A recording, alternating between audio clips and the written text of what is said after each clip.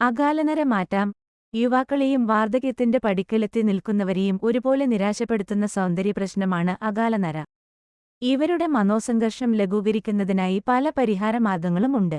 നര ഉണ്ടാകുന്നതിന്റെ കാരണങ്ങൾ അറിഞ്ഞാൽ മാത്രമേ പ്രശ്നത്തിനും പരിഹാരം കാണാനാകൂ.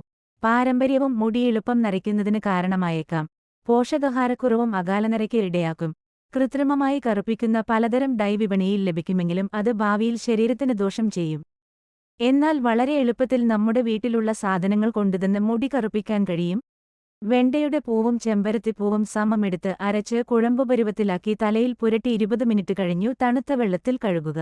ഉണങ്ങിയ നെല്ലിക്ക, മൈലാഞ്ചി, കറിവേപ്പിന്റെ തൊലി, കയ്യോന്നി, കറ്റാർവാഴ നീര് ഇവ യോജിപ്പിച്ചു കുഴമ്പുരൂപത്തിലാക്കി തലയിൽ പുരട്ടുക.